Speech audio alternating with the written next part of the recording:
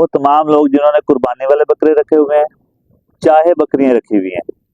Video आप सबके लिए है, नुकसान बहुत ज्यादा हो रहा है। तो अब आपने दो काम करने हैं, ईटीवी करवानी है फौरन से पहले, पीपीआर करवानी है फौरन से पहले, अगर आपने जानवरों को मरने से बचाना है। कुर्बानी वाले बकरे एक्सपायर हो रहे हैं, सडन डेथ आ रही है। अस्सलाम वालेकुम, welcome to our YouTube channel Haidari goat and dairy farm. Eid का दूसरा दिन, दुआ है कि अल्लाह पाक आपकी ईद की खुशियों को दोबाला करे और माह रमजान की मुकम्मल इबादत आपकी कबूल हो। वीडियो है जी अलार्मिंग सिचुएशंस पे। कुर्बानी वाले बकरे एक्सपायर हो रहे हैं, सडन डेथ आ रही है। और पहले सिर्फ बकरे थे, अब बकरियां भी मरना शुरू हो चुकी हैं। इसलिए वो तमाम लोग जिन्होंने कुर्बानी वाले बकरे रखे हुए हैं, चाहे बकरियां रखी हुई हैं, वीडियो आप सबके लिए है, नुकसान बहुत ज्यादा हो रहा है। और कुर्बानी वाले बकरों का नहीं पता चल रहा है, शाम को अच्छे वाले होते हैं, सुबह एक्सपायर हुए हुए होते हैं। बकरियों की सेम कंडीशन होती है, गिरती हैं, शोर करना शुरू करती हैं, एक्सपायर। बच्चों को, बकरी के बच्चों को डायरिया हो रहा है, और डायरिया इतना सवेयर हो रहा है कि सुबह को डायरिया, शाम को जानवर एक्सपायर। तो इस सब से बचना कैसे है? अपने जानवरों को मौत से महफूज किस तरह करना है? क्योंकि हमारे पास यही जमा पूंजी होती है, हम गोट फार्मर्स जितने भी हैं, कि बकरियां होंगी तो बच्चे होंगे, बच्चे होंगे तो अर्निंग होगी। कुर्बानी वाले अगर बकरे हैं हमारे, तो साल भर हमने उन पे मेहनत की हुई, अब थोड़ा सा टाइम रह गया, अगर इस टाइम पर हमारे जानवर एक्सपायर हो जाते हैं तो बहुत ज्यादा लॉस होगा। तो इस पर हम बात करते हैं। बेसिकली आज की बात है हमारी दो वैक्सीन पर। दो वैक्सीन करवाना जरूरी है इस टाइम पे, और साथ में अगर बीमारी आ जाती है तो ट्रीटमेंट हमने क्या करना है, ये दोनों बातें हम डिस्कस करेंगे। सबसे पहले हम बात कर लेते हैं जी पीपीआर की। पीपीआर आ रही है और बहुत तेजी से आ रही है बकरियों में। अब पीपीआर की अलामतें और ट्रीटमेंट पहले डिस्कस कर लेते हैं, उसके बाद हम डिस्कस करेंगे ईटीवी, इंटेरोटॉक्सीमिया। यानी कि इंटेरोटॉक्सीमिया वो बीमारी है जिसमें सडन डेथ आती है, जानवर अच्छा वाला होता है, 15 से 20 मिनट बाद जानवर एक्सपायर हो जाता है। तो पीपीआर में क्या होता है जी? बेसिकली पीपीआर में हमारे पास जानवरों को फीवर होगा सबसे पहले। यहाँ पर मैं आपको आगे चल के एक एग्जांपल भी दूंगा इसकी। फीवर होगा, फीवर के साथ जानवर के मुंह में दाने निकलने शुरू हो जाएंगे। अगर आप बकरी का या बकरे का मुंह खोल के देखेंगे तो जुबान पर और मुंह के दोनों साइडों पर आपको सफेद कलर के दाने बने हुए नजर आएंगे। जानवर इस कंडीशन में आ रहा है तो ये पीपीआर के सिम्टम्स हैं। उसके बाद आगे क्या होगा? जानवर ऑफ फीड हो जाएगा, जाहिर सी बात है जब फीवर बहुत ज्यादा है। और उसके बाद जानवर के मुंह में दाने हैं तो जानवर ने क्या खाना पीना है। फिर जानवर को डायरिया शुरू हो जाएगा। डायरिया जानवर को बहुत जल्दी इतना ज्यादा वीक कर देगा कि जानवर बैठ जाएगा। नेक्स्ट जो इसके सिम्टम्स होंगे उसमें ये होगा कि जानवर के नाक और मुंह में से पानी निकलना शुरू हो जाएगा, या आप दूसरे वर्ड्स में कह लें कि जानवर को खांसी और जुकाम हो जाएगा। अब यहाँ पे हमने क्या करना है? जरूरी नहीं है कि फीवर हो, जरूरी नहीं है कि डायरिया हो और नाक और मुंह में से पानी आए, इनमें से कोई एक सिम्टम भी हो सकता है। तो आपने फौरन से पहले पीपीआर का ट्रीटमेंट शुरू कर देना है। अब मैं आपको देने लगा हूँ एग्जाम्पल, जो मैं कह रहा था कि एग्जाम्पल देता हूँ। सरगोदा से भाई हैं, कॉन्टैक्ट में है वो तकरीबन 2 महीनों से, नाम उनका मेरे जहन में नहीं है, मैं उनकी आपको डिटेल बताता हूँ। 114 बकरे लिए उन्होंने। यहाँ पर उनके साथ एक और फ्रॉड हुआ है, इसकी हम नेक्स्ट किसी वीडियो में डिस्कशन इस पे कर लेंगे। तो उन्होंने क्या किया जी, उनको मैं, बकरे उनके आए हैं तो उनको मैं कहने लगा हूँ कि थर्मामीटर लेके आए। उन्होंने थर्मामीटर नहीं लिया है, विदाउट थर्मामीटर लगाते वो क्या रहे हैं,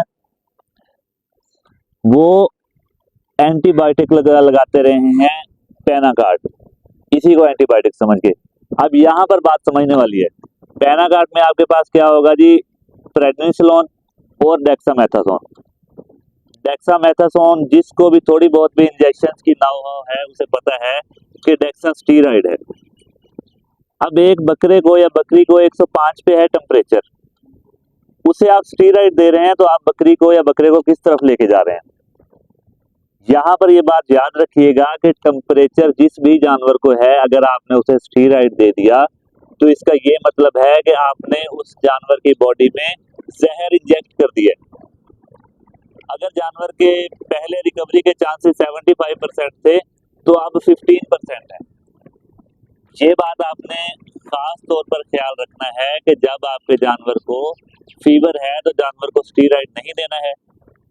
और पीपीआर जब भी आपके जानवरों में आएगी, थर्मामीटर जरूरी है। आपने पहले टेम्परेचर चेक करना है, उसके बाद ट्रीटमेंट करना है। अब हम आ जाते हैं, पीपीआर आपके जानवरों में आ चुकी है, वैक्सीनेशन आपने नहीं करवाई है, तो आपने ट्रीटमेंट क्या करना है। अगर जानवर को टेम्परेचर है, एंटीबायोटिक आप कोई भी अच्छा लगा सकते हैं, एमोक्सिसिलिन टाइप में कुछ भी लगा लें, एमोक्सीजेंट लगा लें या कोलिमोक्सन लगा लें, और उसके साथ आप डिक्लोरान या लॉक्सिन इस्तेमाल कर सकते हैं। डायरिया है, टाइलोपिन इस्तेमाल करेंगे, ये डायरिया रिकवर करेगा, नाक और मुंह में से जो पानी आ रहा है, खांसी है, जुकाम है, वो भी रिकवर करेगा। टाइलोपिन के साथ आपने रेजोमाइसिन इस्तेमाल करना है। रेजोमाइसिन किस तरह इस्तेमाल करना है, जिस तरह हम सल्फाडामाडीन इस्तेमाल करते हैं।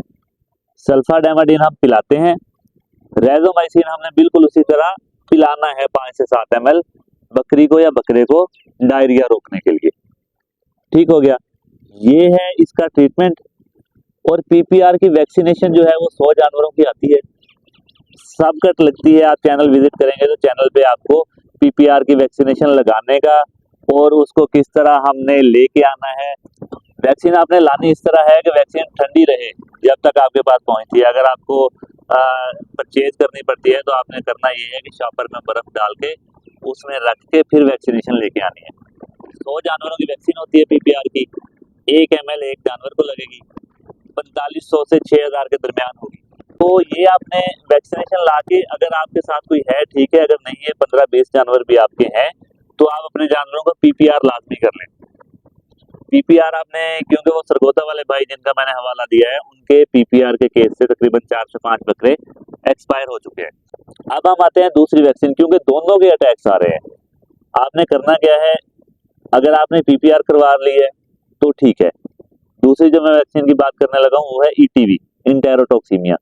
पीपीआर आपने करवा ली है तो ईटीवी आप करवा लें, लाजमी करवाएं। अगर आपने दोनों वैक्सीनेशंस नहीं करवाई हैं तो फिर आपने ये करना है कि पहले ईटीवी करवा लें, क्योंकि ईटीवी के केसेस में सडन डेथ आ रही है। तो उस सडन डेथ से बचने के लिए हमें ईटीवी पहले करवानी है, क्योंकि ईटीवी के केसेस में ट्रीटमेंट हमसे नहीं होता है, हमें पता ही नहीं चलता है कि जानवर हमारे कब एक्सपायर होने वाले हैं। तो ईटीवी के 1 महीने बाद आप पीपीआर करवा सकते हैं। अगर ईटीवी आपकी पहले हो चुकी है, ईटीवी होती है 6 महीनों की वैक्सीन, अगर आपको 3 से 4 महीने हुए हैं तो फिर ईटीवी करवाने की जरूरत नहीं है, फिर आप पीपीआर करवाएंगे। अब हम आ जाते हैं ईटीवी बीमारी क्या है और इसके सिम्टम्स क्या है। ईटीवी बेसिकली इंटेरोटॉक्सीमिया है, इसे हम अपनी आम जुबान में कहते हैं कि जी जानवर का पित्ता बढ़ गया है, या पित्ता फूल गया है, या पित्ता फट गया है, इनमें से कुछ भी कह लें। बेसिकली ये अंतड़ियों का जहर होता है। अंतड़ियों का जहर, अंतड़ियों में जहर आएगा, उससे पित्ता फूलेगा या फटेगा, जो भी होगा। अब इसकी मैं जो कि बात आज तक कोई नहीं बता रहा, मैं बताता हूँ कि इसका ट्रीटमेंट भी पॉसिबल है, मगर कब पॉसिबल है, इनिशियल स्टेजेस पे। आपने अपने जानवरों को बगौर देखना है। इन दिनों अगर आपका कोई भी जानवर ऑफ फीड हो रहा है तो आपने ये देखना है कि क्या उस जानवर के दांतों की आवाज तो नहीं आ रही।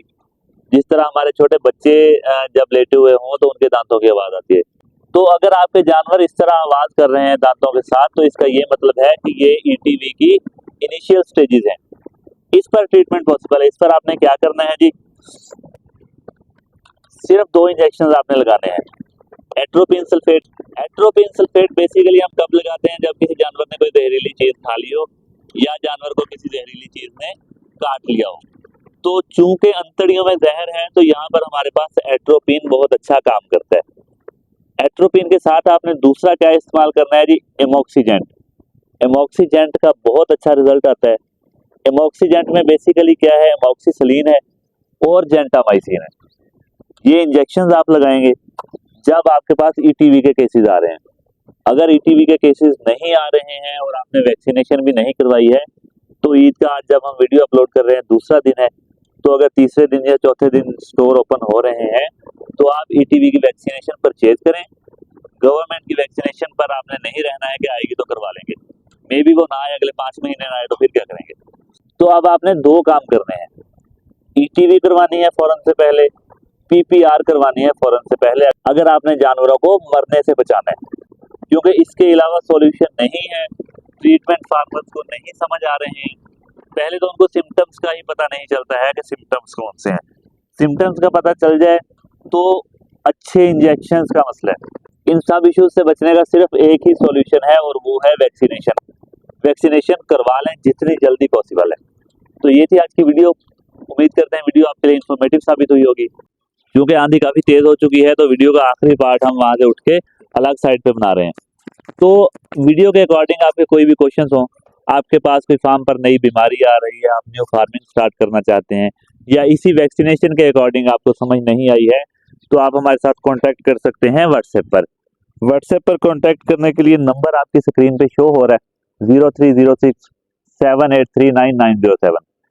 ट्राई ये कीजिएगा कि इस नंबर पर आप वीडियो सेंड कर लें अपने जानवरों की, चाहे आप वॉइस मैसेजेस कर लें चाहे टेक्स्ट मैसेजेस कर लें, मगर काइंडली कॉल करने से अवॉइड कीजिएगा, क्योंकि कॉल सुनना और हर कॉल पे रिस्पॉन्ड बैक करना पॉसिबल नहीं होता। तो मिलते हैं इंशाल्लाह नेक्स्ट किसी भी इंफॉर्मेटिव वीडियो में। तब तक अपना और अपने जानवरों का बहुत सारा ख्याल रखिएगा। अल्लाह निगहबान।